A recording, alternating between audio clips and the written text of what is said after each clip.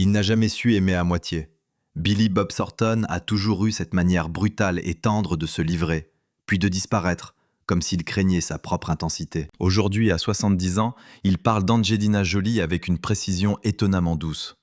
Pas pour relancer une légende, pas pour régler des comptes, mais pour rendre hommage à ce qu'il appelle, en creux, une ombre, celle d'un amour passé qui continue de marcher à côté de lui, sans bruit, sans revendication.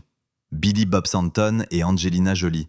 Deux noms qui, au début des années 2000, ont brûlé l'espace médiatique comme un flash trop proche des yeux. Ils se sont mariés vite à Las Vegas, le 5 mai 2000, et leur divorce sera prononcé 3 ans plus tard, en 2003. Ce qui fascine, ce n'est pas seulement la chronologie, c'est le contraste. Lui, enfant de l'Arkansas, acteur scénariste marqué par des personnages cabossés, un homme à l'humour sec, au silence épais. Elle, star mondiale, déjà plus qu'une actrice, une figure qui attire la lumière et qui la redirige vers des causes, des combats, des enfants, des continents. Et pourtant, pendant un moment, ils ont parlé la même langue, celle d'une passion déclarée, assumée, presque provocatrice. Le public a retenu les symboles parfois caricaturés, comme ces bijoux contenant une goutte de sang, devenu le résumé facile d'une histoire bien plus complexe. Alors pourquoi maintenant? Parce que le temps a changé la texture des souvenirs. Et parce que Thornton, dans de récentes prises de parole, notamment une interview reprise ces dernières semaines, dit quelque chose de rare à Hollywood. Une rupture civilisée, une affection qui reste, une proximité qui survit au récit officiel. Il affirme qu'ils sont encore très très proches, et il décrit leur mariage comme l'un des plus grands moments de sa vie. Ce n'est pas un homme qui cherche à réécrire l'histoire. C'est un homme qui, à l'âge où l'on trie ses vérités, refuse qu'un chapitre soit réduit à une anecdote. Et puis il y a l'autre raison, plus intime. À 70 ans, on ne parle plus pour séduire, on parle pour mettre de l'ordre, pour nommer ce qui a compté, pour dire enfin que l'amour n'est pas toujours un projet durable, mais qu'il peut être une empreinte durable. Alors, que reste-t-il réellement de cette histoire entre Billy Bob Thornton et Angelina Jolie, au-delà des gros titres? Qu'est-ce qui les a liés si vite et séparés si tôt, au point qu'ils invoquent aujourd'hui des modes de vie trop différents? Et surtout, que signifie pour un homme de 70 ans rendre hommage non pas à une femme présente, mais à l'ombre douce d'un amour passé? Ils ne se sont pas rencontrés dans un salon mondain, ni sur un tapis rouge soigneusement balisé.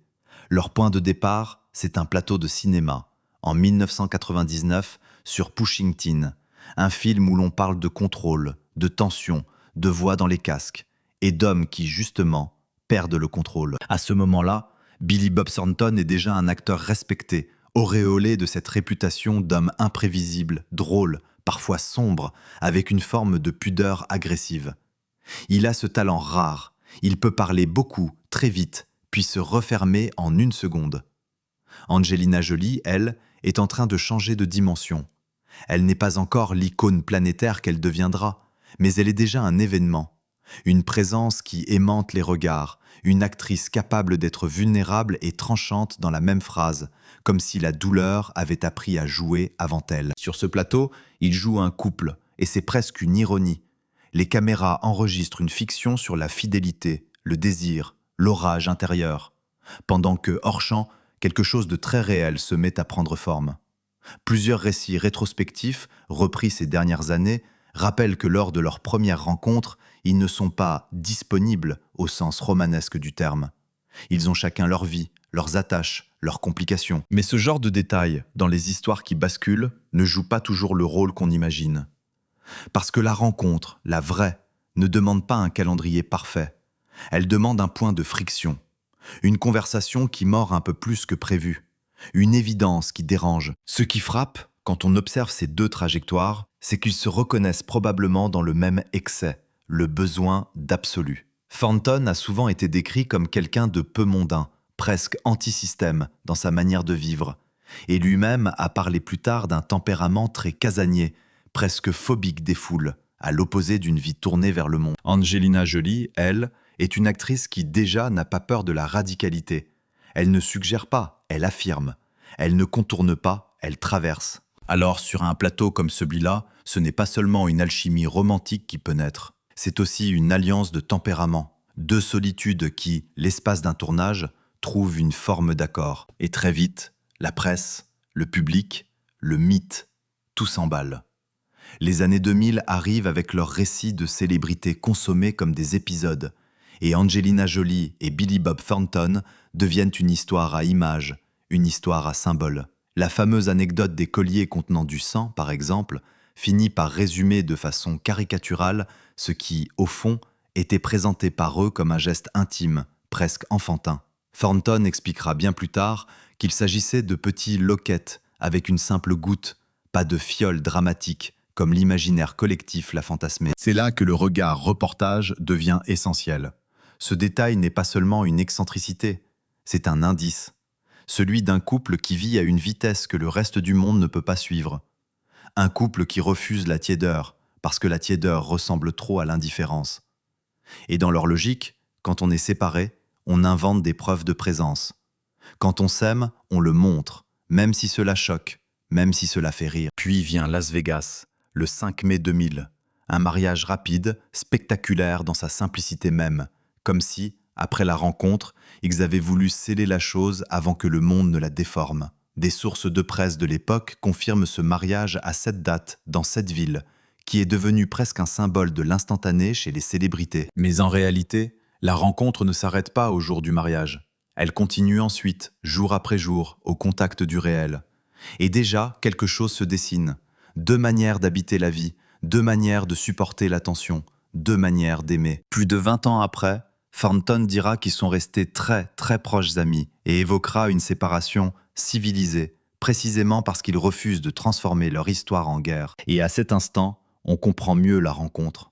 Ce n'était pas un hasard, c'était une collision magnifique et peut-être, dès le départ, intenable. Ils ont vécu leur histoire au moment précis où, pour chacun, la célébrité changeait de nature. Pas seulement plus de lumière, une autre lumière, plus intrusive, plus définitive. Et c'est peut-être cela qui rend ces années-là si particulières. Billy Bob Thornton et Angelina Jolie ne se sont pas aimés dans l'ombre d'un succès. Ils se sont aimés au cœur d'une machine. Angelina Jolie, au tournant des années 2000, bascule d'un statut d'actrice singulière à celui de figure mondiale. Le 26 mars 2000, elle reçoit l'Oscar de la meilleure actrice dans un second rôle pour Girl Interrupted. Cette date n'est pas un simple trophée dans une vitrine, c'est un signal. À partir de là, chaque geste devient un récit public. Chaque silence devient une interprétation. Et quand elle épouse Billy Bob Thornton la même année, la presse lit l'événement comme un chapitre supplémentaire de cette ascension. L'Oscar, puis le coup de foudre, puis l'excès, puis la légende. De son côté, Thornton n'est pas un nouveau venu qu'elle porterait dans sa lumière. Il arrive avec une autorité déjà installée. Sling Blade a fait de lui un auteur-acteur reconnu, récompensé par l'Académie pour son scénario adapté. Il a ce prestige un peu rare à Hollywood, celui des artistes qui ne doivent pas tout au système parce qu'ils ont été capables de fabriquer leur place. Et dans un couple, ce détail compte, parce qu'il n'est pas le mari d'eux, il est déjà Thornton et elle est déjà Jolie. 2 noms, 2 mythologies. Ensemble, ils deviennent une image impossible à ignorer. On ne les suit pas pour ce qu'ils font, mais pour ce qu'ils représentent. Une idée de passion totale, presque primitive, dans un monde qui d'ordinaire maquille tout. L'époque adore cette radicalité-là. Elle la consomme, elle la commente, elle la caricature. C'est là qu'apparaît le décalage fondamental entre l'intime et le médiatique. Pour eux, certains gestes sont des preuves d'attachement. Pour le monde, ce sont des signes à interpréter. Le fameux récit des fioles de sang en est l'exemple parfait. Thornton a expliqué récemment que dans la réalité, il ne s'agissait pas de grandes fioles, mais de petits médaillons contenant une simple goutte de sang. Un geste romantique, presque naïf, devenu avec le temps une histoire de vampire racontée par les autres. Et quand il le raconte aujourd'hui, à 70 ans, on entend moins le goût de la provocation que le besoin de remettre la vérité à sa place. Une vérité modeste, à taille humaine, que le spectacle avait grossi. Pendant ces années de gloire, Angelina Jolie élargit encore son territoire. En 2001, elle incarne Lara Croft dans Lara Croft, Tomb Raider, et le film ouvre très fort au box-office, installant l'idée qu'elle n'est pas seulement une actrice primée, elle devient une star d'action bankable, un visage que l'industrie sait vendre à l'échelle mondiale. Ce type de succès ne laisse pas de place au repos. Les tournées promo, les tournages, les déplacements, tout s'accélère. Thornton, lui, continue d'enchaîner les rôles et consolide son identité, celle d'un acteur capable d'être à la fois populaire et inquiétant, comique et sombre. Des sources de référence résument bien cette période où il apparaît notamment dans Monsters Ball 2001 et un peu plus tard dans Bad Santa 2003, en assumant un registre corrosif que peu osent tenir sans perdre leur crédibilité. Ce n'est pas une trajectoire lisse, c'est une trajectoire cohérente. Thornton ne cherche pas à être aimable, il cherche à être juste. Et c'est précisément ici que leur gloire devient une épreuve. Parce que leur couple n'est pas seulement observé, il est fabriqué à l'extérieur d'eux. Les médias choisissent des symboles, des titres, des angles. Les fans choisissent des camps. Hollywood, lui, observe et classe. Ça va tenir ou ça va exploser. Mais eux, à ce moment-là, vivent encore dans la logique du présent. Ils se sont rencontrés sur Pushing Teen en 1999. Ils se marient en 2000 et la timeline est si dense qu'elle semble ne laisser aucune respiration. La gloire les porte et les serre parce qu'il y a un coup que personne ne veut regarder en face. Plus vous devenez célèbre, moins votre couple vous appartient. Et dans leur cas, l'intensité qui fascine le public devient aussi la matière même de la pression. C'est une gloire qui ressemble à une scène permanente. Et une scène, tôt ou tard, demande son prix. Ils avaient l'air indestructibles. Mais ce qui se voit de loin, parfois, c'est seulement la façade d'un rythme trop rapide. Au début, leur couple avançait comme une évidence. Tout était net, tranché, assumé. Et puis, la vie quotidienne est arrivée. La vraie. Celle qui ne se photographie pas. Celle où l'on ne joue plus à être un symbole, mais où l'on doit supporter les conséquences d'être devenu un symbole. Billy Bob Thornton le dira plus tard avec une simplicité presque désarmante. Ils se sont séparés parce que leur mode de vie était trop différent. Pas une formule pour journalistes, une réalité concrète. Mais alors, qu'est-ce que cela veut dire, trop différent, quand on parle d'eux? Cela veut dire, d'abord, la manière d'habiter le monde. Thornton s'est souvent décrit comme quelqu'un de profondément casanier, presque allergique à certaines scènes sociales, inconfortable dans les milieux de pouvoir et d'argent.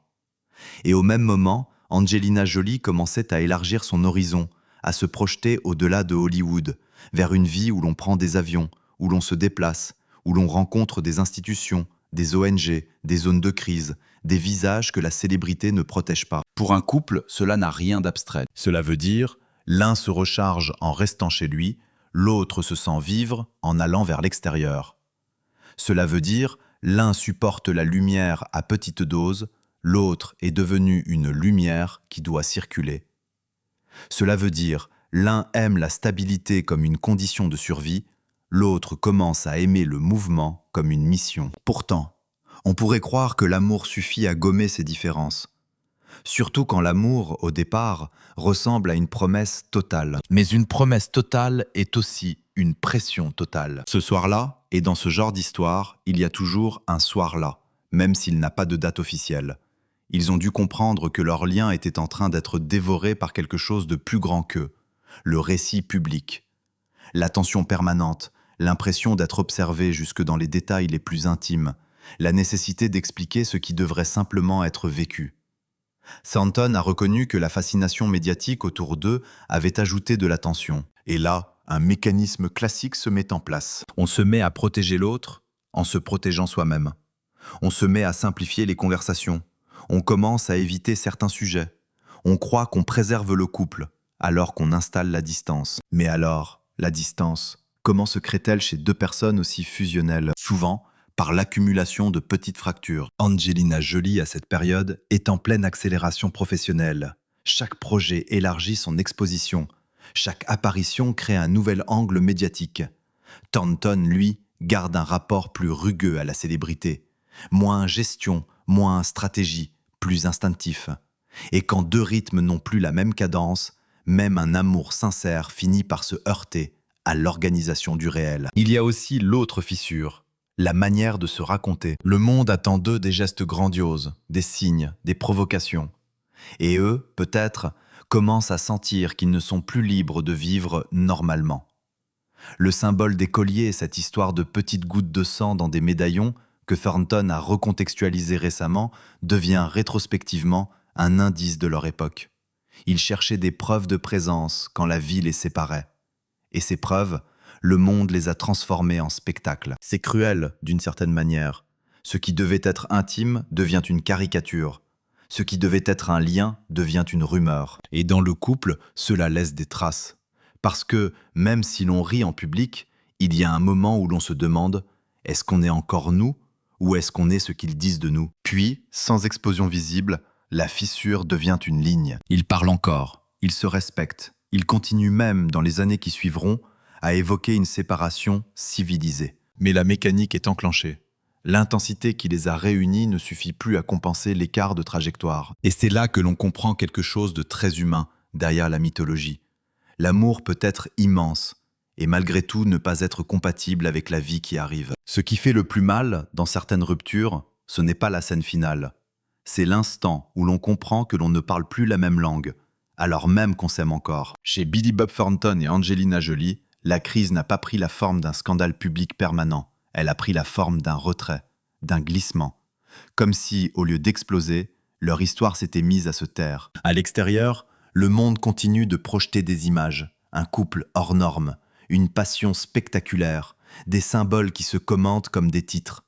À l'intérieur, il y a cette réalité plus froide, les journées qui ne se rejoignent plus, les décisions prises sans l'autre, puis expliquées après coup, les conversations qui s'abrègent, non pas par absence d'amour, mais par fatigue d'avoir à justifier le moindre choix. Mais alors, qu'est-ce qui déclenche vraiment la rupture? Souvent, c'est un détail qui ressemble à une évidence tardive. Thornton l'a formulé avec des mots simples, des modes de vie trop différents. Et ce n'est pas une manière élégante d'éviter la vérité, c'est parfois la vérité la plus nue. Quand un couple en arrive là, il ne s'agit plus d'un désaccord ponctuel, mais d'une incompatibilité de rythme. L'un cherche le refuge, l'autre avance vers le large. Et chacun a l'impression que l'autre l'abandonne, alors que souvent, l'autre essaie seulement de survivre à sa propre trajectoire. Pourtant, ils avaient juré une forme d'absolu. Le mariage, à Las Vegas, le 5 mai 2000, avait tout d'un geste immédiat, presque instinctif, scellé avant que le monde ne déforme. 3 ans plus tard, le divorce est prononcé, en 2003. Entre ces deux dates, il y a une zone grise, une période où la presse cherche des signes, où les proches parlent d'éloignement, où chacun devient un personnage dans un récit qui ne leur appartient plus. Ce soir-là, ou plutôt cette suite de soirs où l'on se retrouve dans la même maison sans vraiment se retrouver, la crise se cristallise autour de quelque chose d'intime, la place de l'autre dans la vie qu'on est en train de construire. Angelina Jolie, au début des années 2000, ne se contente plus d'être une actrice en pleine ascension. Elle devient un centre de gravité médiatique. Chaque apparition ajoute de la pression, chaque déplacement implique une organisation, chaque projet transforme leur couple en agenda. Thornton, lui, reste un homme qui, dans ses propres mots, supporte mal certaines formes de sociabilité et d'exposition. Un homme dont l'équilibre passe par des zones de calme. Et là, la crise prend une forme inattendue. La normalité devient impossible. Parce qu'un couple a besoin de banalité pour respirer. Or, chez eux, même la banalité est interprétée. Même un geste intime devient un symbole. Les fameux médaillons avec une goutte de sang que Thornton a recontextualisés plus tard comme de simples lockets, loin des fantasmes de fioles, disent surtout cela. Ils cherchaient des preuves de lien quand le réel les séparait, quand les tournages, les obligations, les déplacements creusaient déjà la distance. Mais alors, à quel moment décide-t-on de partir? Souvent, quand rester commence à ressembler à une négociation permanente avec soi-même. Quand l'amour devient un effort continu, non pas parce qu'il manque, mais parce que l'environnement le rend impraticable. Ce qui frappe dans leurs déclarations rétrospectives, c'est l'absence d'amertume affichée. Thornton parlera plus tard d'une séparation civilisée, et il insistera même sur le fait qu'ils sont restés très, très proches. Une phrase étonnante, presque dérangeante, pour ceux qui veulent absolument une guerre. Comme si, au lieu de transformer la rupture en procès, ils avaient choisi une autre forme de douleur, celle de l'acceptation. Car une rupture civilisée n'est pas une rupture facile. C'est une rupture où l'on ne peut pas se détester pour se protéger. Une rupture où l'on doit regarder en face ce que l'on perd, sans le masque de la colère. Une rupture où le silence n'est pas une arme, mais un respect. Le respect de ce qui a existé. Et au fond, la crise est là. Dans l'idée qu'un amour peut être immense, et malgré tout, ne pas réussir à devenir une vie. Après une rupture, il y a souvent 2 récits. Celui que le public exige, net, tranché, dramatique, et celui que la vie impose, plus lent, plus ambigu, parfois presque silencieux. Chez Billy Bob Thornton et Angelina Jolie, l'après n'a pas été un champ de ruines exposé en vitrine. Il a ressemblé à une décantation. Ils divorcent en 2003. Officiellement, la raison est simple. Nos modes de vie étaient trop différents. Ce que cette phrase cache, ou plutôt ce qu'elle protège, c'est l'idée qu'ils ont refusé de transformer l'amour en procès. Et dans un milieu où l'on vend souvent la séparation comme on vend un film, cela devient presque un geste de résistance. Mais alors, que devient Angelina Jolie? Que devient Billy Bob Thornton quand l'histoire se termine sur le papier? Angelina Jolie avance. Elle continue à jouer, bien sûr, à bâtir cette carrière qui ne se contente plus de films. Elle devient un personnage mondial, au sens littéral, une femme dont la vie s'écrit aussi en dehors des écrans. Et cette trajectoire, déjà visible au moment de leur mariage, s'accélère. Les choix de vie deviennent plus larges que le couple, plus vastes que la domesticité, plus vastes que Hollywood. Thornton, lui, reste fidèle à une forme d'intériorité. Il poursuit sa route d'acteur avec ce mélange d'ironie et de gravité qui lui appartient. Mais ce qui frappe, avec le recul, c'est qu'il n'a pas effacé Angelina Jolie de son histoire. Il n'a pas fait ce que beaucoup font, minimiser le passé pour protéger le présent. Au contraire, dans des interviews récentes, il parle de leur relation comme d'un temps important, heureux, presque fondateur. Il va jusqu'à dire que leur mariage était l'un des plus grands moments de sa vie. Ce choix de mots, à plus de 20 ans de distance, n'est pas anodin. Il ne rejoue pas le film, il le dépose. Et surtout, il ajoute une phrase qui surprend, parce qu'elle contredit le scénario habituel. Elle et moi, nous sommes encore de très, très proches amis. Dans la bouche d'un homme de 70 ans, ce n'est pas une formule, c'est une position morale. On peut avoir aimé fort, s'être trompé sur la durée, et pourtant garder une loyauté affective. Après la tempête, donc, ils vivent chacun leur existence, et ils gardent un fil. Ce fil, longtemps, le public ne veut pas le croire. Parce qu'un public aime les ruptures claires. Il aime pouvoir ranger les gens dans des cases, fini, toxiques, impossible, trahison. Or, eux racontent autre chose, une séparation civilisée, un mot que Thornton emploie explicitement. Civilisée, c'est-à-dire sans humiliation, sans stratégie de destruction, sans besoin d'avoir raison. Mais alors, pourquoi le monde s'entête-t-il à réduire cette histoire à des images bizarres, à des anecdotes? Parce que les anecdotes rassurent. Elles donnent l'impression de comprendre. Le collier de sang, par exemple, a longtemps été présenté comme une excentricité presque morbide. Or, Thornton revient dessus avec une précision très simple. Ce n'était pas une fiole, c'était un petit médaillon, avec littéralement une goutte de sang, un geste romantique proposé pour supporter l'éloignement. Et la presse en a fait un récit de vampire. Et quand il raconte cela, il ne se défend pas d'avoir été étrange. Il défend l'intention, la tendresse, maladroite peut-être, mais sincère. Dans l'après, il y a aussi cette autre vérité. Chacun apprend à se reconstruire sans effacer. Thornton a aujourd'hui une stabilité conjugale, une vie plus posée, qui l'oppose implicitement à ses mariages impulsifs du passé. Angelina Jolie, de son côté, a traversé d'autres histoires, d'autres tempêtes, d'autres expositions. Et pourtant, l'existence de ce fil entre eux dit quelque chose de plus rare. Certaines relations ne deviennent pas des cendres. Elles deviennent une forme de mémoire vivante, une présence discrète. Non pas une porte ouverte au retour, mais une manière de reconnaître. Tu as compté, tu comptes encore, autrement. Après la tempête, leur histoire n'est plus une fusion, c'est une trace. Et cette trace, aujourd'hui, Thornton la regarde sans cynisme. Il y a des hommes qui transforment leurs histoires d'amour en mythes pour se protéger. Et puis il y a ceux qui, à un certain âge, font l'inverse. Ils retirent le mythe, couche après couche, pour ne garder qu'une vérité calme. Billy Bob Thornton, aujourd'hui, choisit cette voie-là. Il ne revient pas vers Angelina Jolie comme on revient vers une nostalgie rentable. Il revient vers elle comme on revient vers une part de soi qu'on a longtemps laissée dans un tiroir, sans oser la regarder de face. Et ce qu'il dit, dans ses paroles récentes, est presque à contre-courant. Pas de rancœur, pas de revanche, pas de phrases assassines. Il insiste sur leur proximité intacte, très, très proches amis, comme si le monde devait entendre une chose simple. L'amour ne devient pas forcément de la haine quand il s'arrête. Mais alors, quelle est la révélation? Ce n'est pas un secret croustillant. Ce n'est pas une confession qui salit. La révélation, c'est une nuance qui, en 2025, paraît presque révolutionnaire. Thornton brise le silence sur ce que leur histoire a réellement été, Non pas un caprice, non pas une provocation, non pas une folie people résumée à 2 médaillons et quelques photos.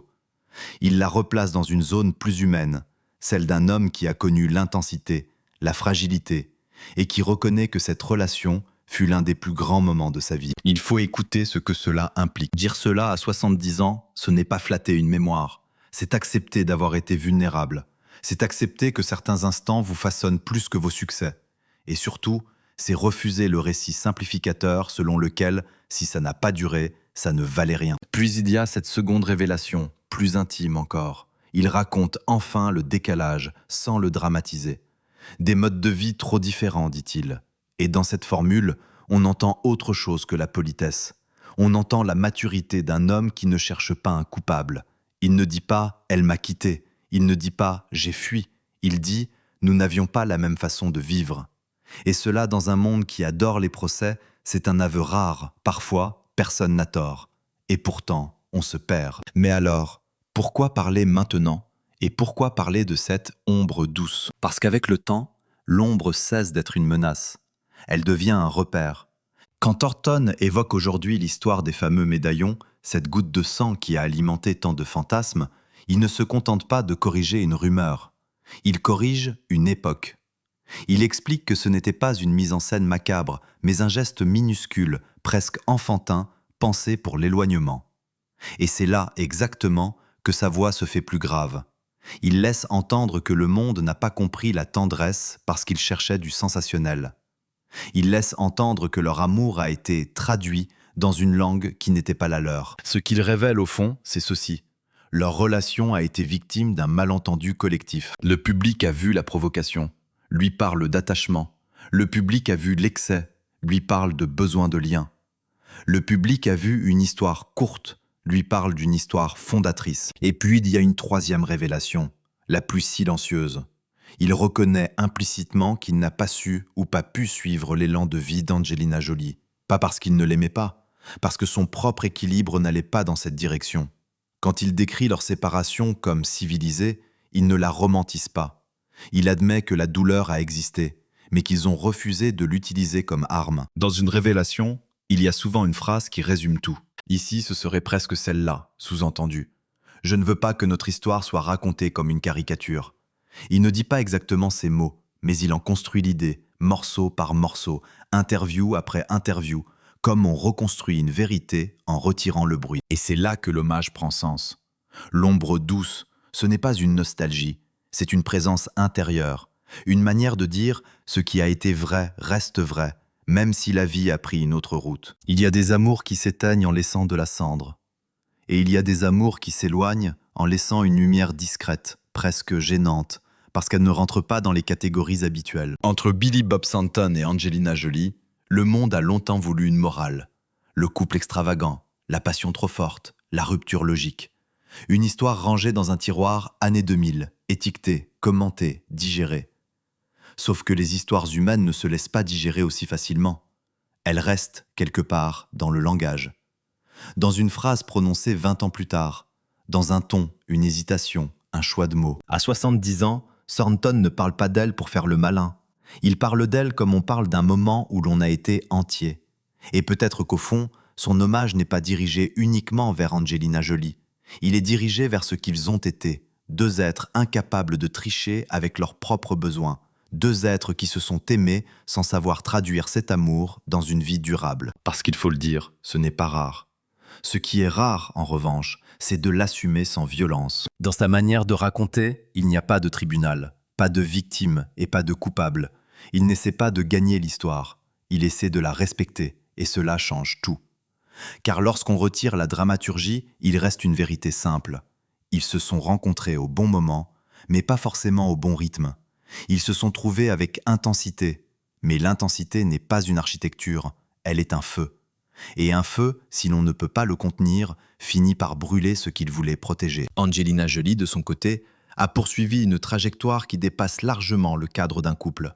Sa vie est devenue multiple. Actrice, mère, figure publique, engagement, déplacement, responsabilité. Thornton, lui, a continué à chercher et parfois à construire des espaces où la vie se ralentit, où l'on n'a pas besoin de se justifier. deux besoins légitimes, deux directions. Et c'est là que leur histoire devient, avec le recul, presque universelle. Aimer ne suffit pas toujours à habiter le même monde. Aimer ne suffit pas à aligner des rythmes. Aimer ne suffit pas à garantir une durée. Mais aimer, parfois, suffit à laisser une trace qui ne se transforme pas en amertume. Ce que Thornton nomme civilisé, c'est peut-être cela. L'art de ne pas transformer l'autre en ennemi pour survivre à la séparation. L'art de garder une tendresse sans en faire une chaîne. L'art de dire « nous n'avons pas tenu » sans dire « nous avons échoué ». Et il y a une dernière nuance, la plus émouvante, parce qu'elle est presque muette. Dans cet hommage tardif, Thornton reconnaît qu'on peut être marqué par une relation sans vouloir y retourner. On peut être fidèle à un souvenir sans être prisonnier du passé. On peut garder une admiration sans réclamer une place. Le public adore les fins. Les « ils vécurent heureux » ou les « ils se détruisirent ». Mais la réalité, elle, propose souvent des fins plus modestes. Un respect qui survit, une amitié possible, un chapitre qu'on ne renie pas. Et à l'âge où l'on commence à mesurer ce qu'on a perdu et ce qu'on a gardé, cette modestie devient une forme de sagesse. Alors, quand il parle de l'ombre douce d'Angelina Jolie, on peut comprendre autre chose qu'un simple romantisme. On peut entendre un homme qui accepte enfin de regarder son histoire sans ironie. Un homme qui dit, en somme, « ce n'était pas une folie, c'était une vérité à ce moment-là ». Et peut-être que c'est cela, le dernier enseignement de cette histoire. Certaines personnes ne restent pas dans votre vie, mais elles restent dans votre manière d'aimer. Elles restent dans votre manière de parler. Elles restent dans ce que vous n'avez plus envie de déformer. Il n'y a pas de jugement à poser. Il n'y a pas de conclusion à imposer. Il y a seulement cette idée, très simple, très humaine. Un amour peut finir sans disparaître.